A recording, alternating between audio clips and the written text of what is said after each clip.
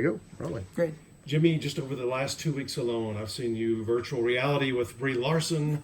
I've seen you with the Cups with Ryan Reynolds. Oh, we had the busiest 2 weeks that we've had. Like, we've had a great year on the Tonight Show, but that 1 week, I know what you're talking about. We had the Avengers singing "We Didn't Start the Fire." We got Billy Joel's permission, did all that, and got every Avenger to sing that bit. And then at the end, it turned into a mosaic of Stan Lee, and said like the fire will still burn on and on. It will always burn on. And so we were really proud of that. It was a lot of work for us, and we're like so proud of that. And that same night, we had these two new writers that are on the show now from Yale, Rebecca Shaw and Ben Cronengold. They wrote this sketch of me doing Bernie Sanders rapping to Old Town Road, because CNN was doing like 5 town halls, because everyone's running for president right now. And so they did 5 town halls in one night. So I was Bernie Sanders rapping like, I'm going to talk to the people in the old town hall. I'm going to tell them that we don't want no wall. You know, and he was rapping. And so I had prosthetics on for Bernie, and Tariq was rapping with me, and the Roots were playing, and that was fun. But that got a lot of attention as well. Then we did Beat Battle with Brie Larson. Then I did a hip-hop dance class with A-Rod that people were talking about. And then Paul Rudd came in town. Oh, the Paul. Anytime you and Paul Rudd are together. Dude, this guy is a perfectionist, and he's unbelievable. And he was loopy. He just got back from Beijing or something. So he really had no idea where he was. And I'm like, he's like, I'm sorry, dude, I'm a little out of it. I go, don't worry about it. Just put on this wig, and we're going to have fun. And then we spent the next 3 hours doing a shot-for-shot remake of the Dead or Alive video, You Spin Me Round. I hope we did it justice.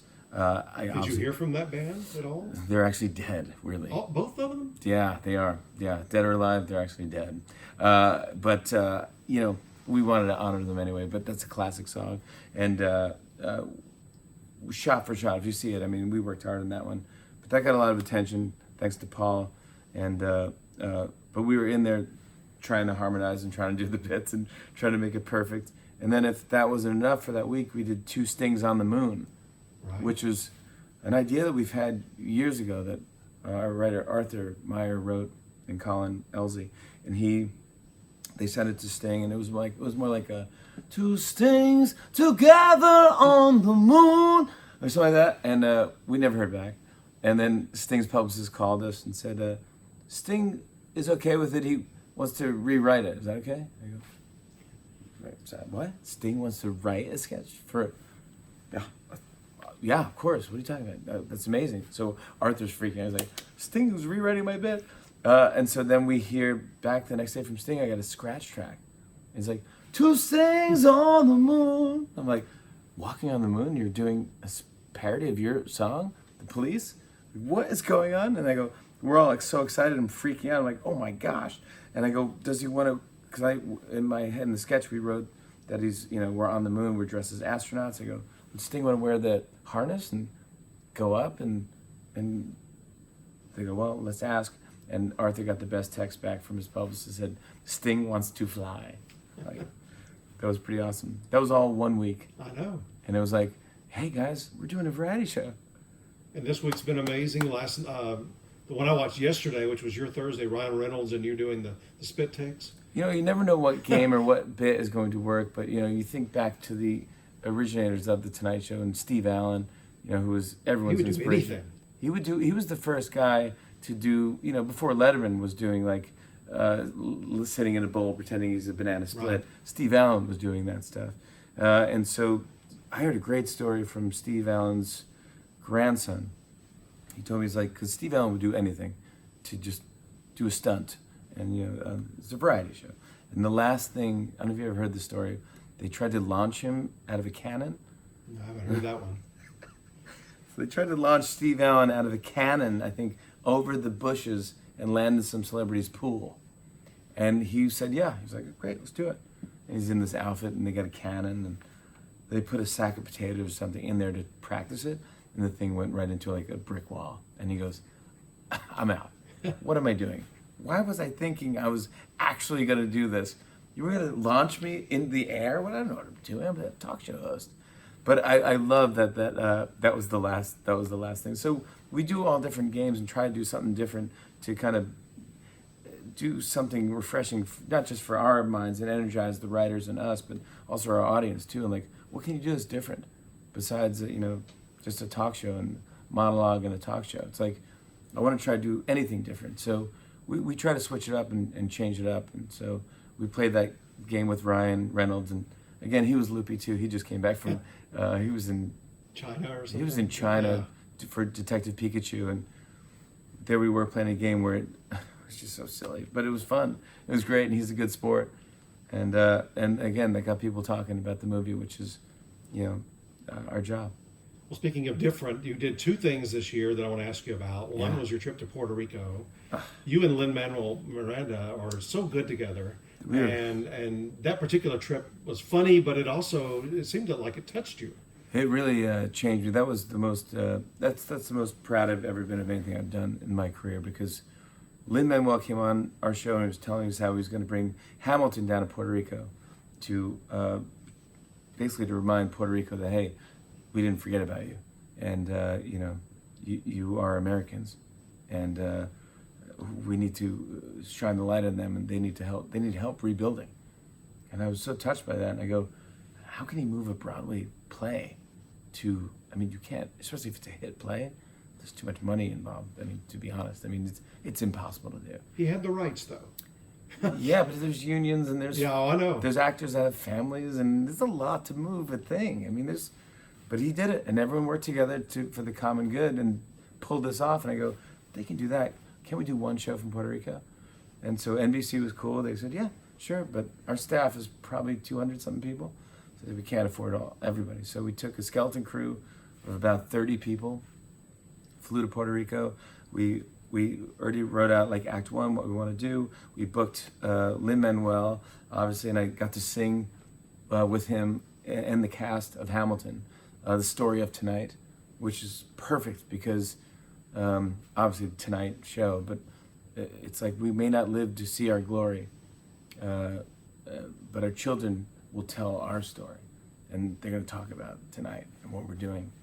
And it's like, yeah, we brought the Tonight Show to Puerto Rico, and a place that needs help. It needs our help, and I can't even tell you, but looking in the eyeballs of everyone on that island, they're so happy, but tears of joy and gratitude, and people hugging me and going, thank you for remembering that we're here and that we exist. And I go, man, that made me want to do such a better show. And so we had Bad Bunny, and we had Ozuna and Jose Feliciano, and we went to O San Juan, and we played with a big gang of dancers, choreographed down Fortaleza Street, and we sang Mia, which is Bad Bunny's hit song, and people were just so happy and dancing and colorful, and it's like, yeah, this is happening. It's open for business. Puerto Rico is ready to go, and even if we gave some charity websites that you could donate to. The Hispanic Federation is one of them. But if you don't have money to do that, I understand. Next time you go on vacation, go to Puerto Rico. That is just as good as any donation. You have to, that will help. Tourism is a lot of their economy, and they need to rebuild. But most of the resorts are open and ready to go. I also did a zip line while I was there, which was hard. I can't really, I hate zip line. I don't like it at all. I just was like, I got to make good TV. I got to do this. I was thinking of Steve Allen. That was your canon moment. That was my canon moment going, I'm doing this for Puerto Rico. And, hopefully they know that, because I'm afraid of heights, and I just don't want to strap myself to a cable and go 90 miles an hour for 2 miles. It doesn't interest me at all.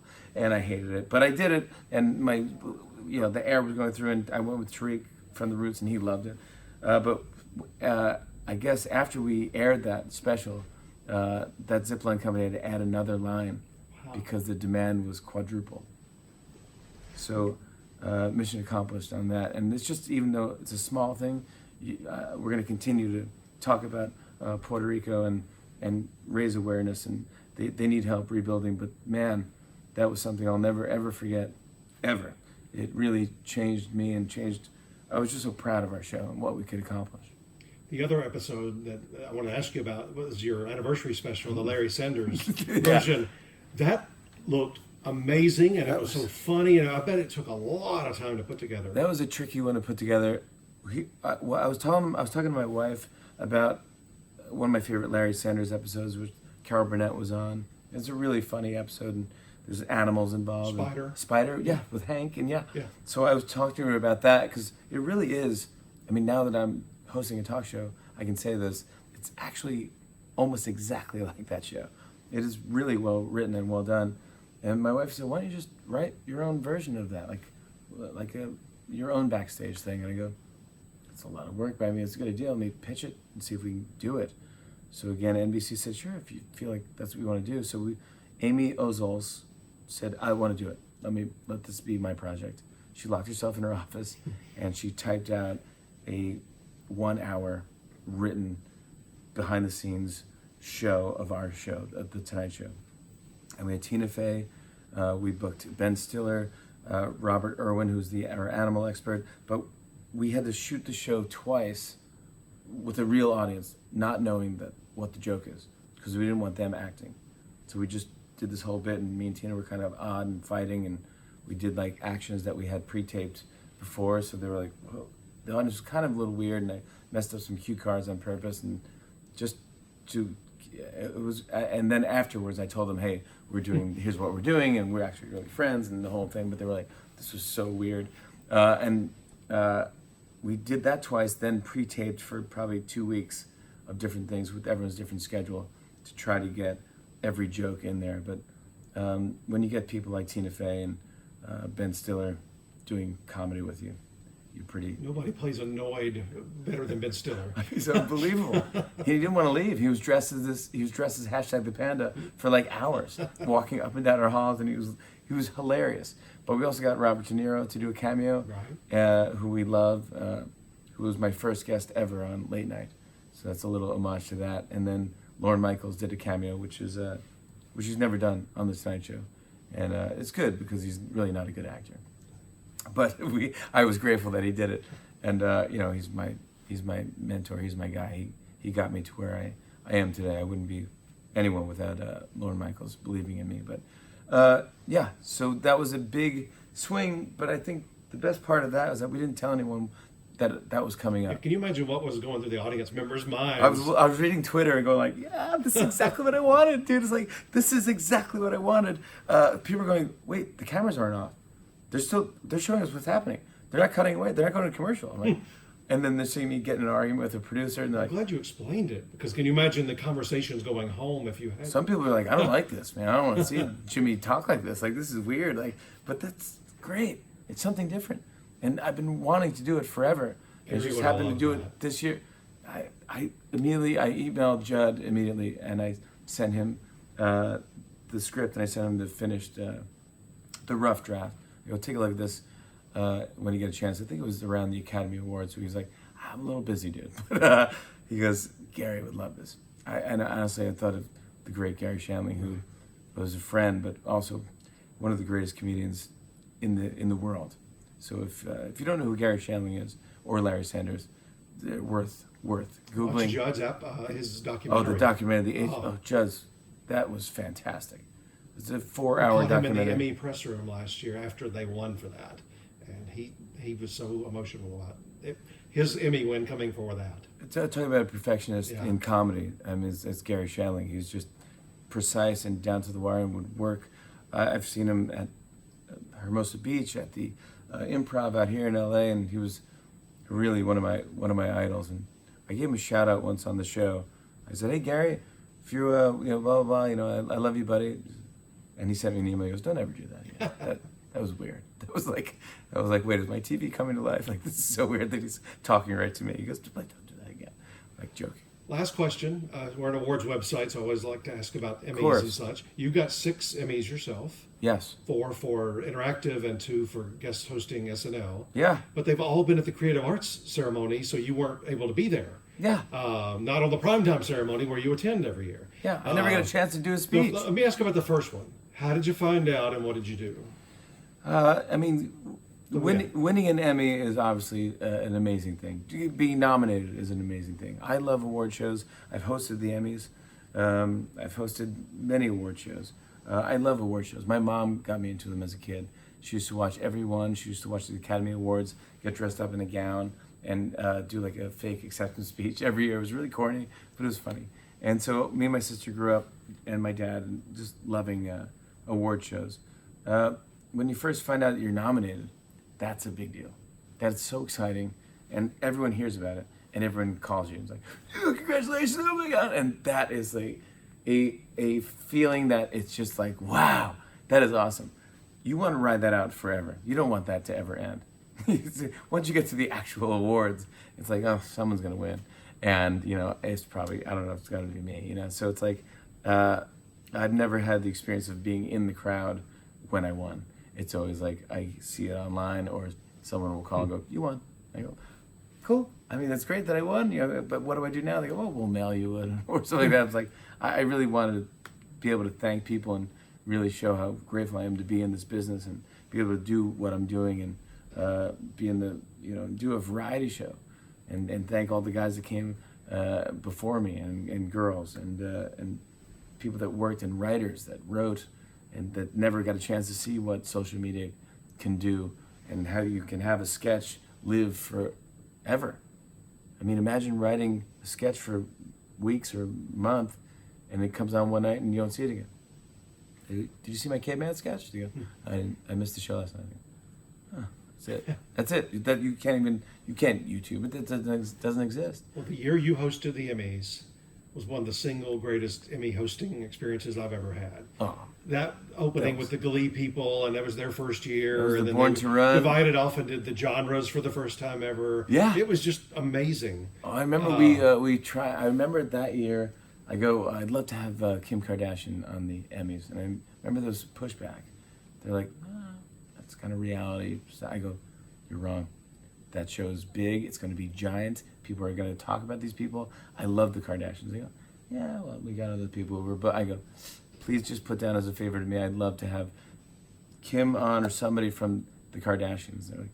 And they did. And they caved and they had her on, and I'm so happy. And I sang with her. Yeah. And then after that, she put out a song. I don't remember that, but I just love moments like that where it's like, you don't know what's going to happen with TV or the, I don't even know if you want to call it TV anymore. I mean, it's getting bigger than that.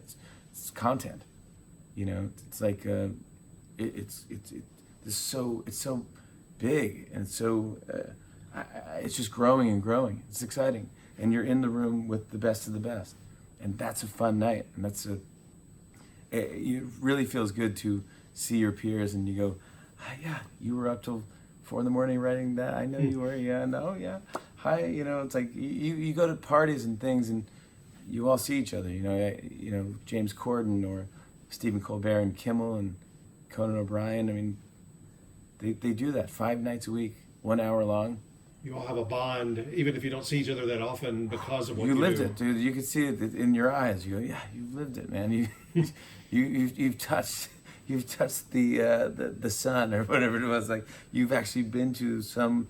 Yeah, I've done it, and it's great, and it's so much fun. Like everybody in this, in that category. It's like whether it be Sam B or John Oliver, Hassan Minhaj, everyone's good at their bit.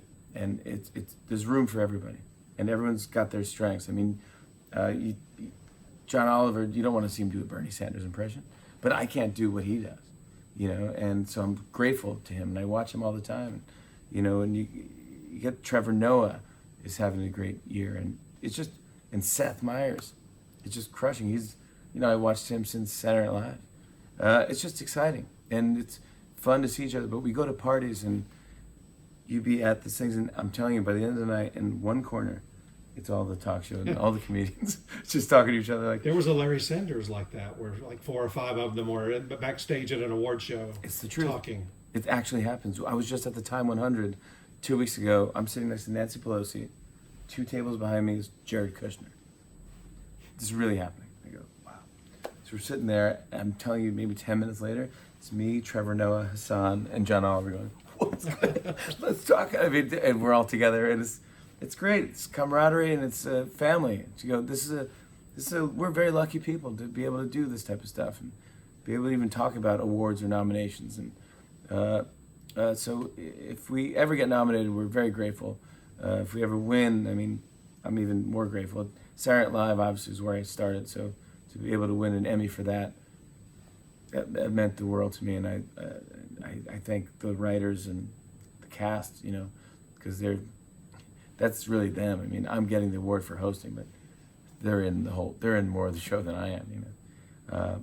But yeah, it's great, and I look forward to all this stuff. The award season, it's kind of fun, and I know this website gets exciting around this time. So Yeah. you're very busy. So thank you for taking the time to talk to me. Thank you. Good luck for this year's Emmys. Thank you, bud.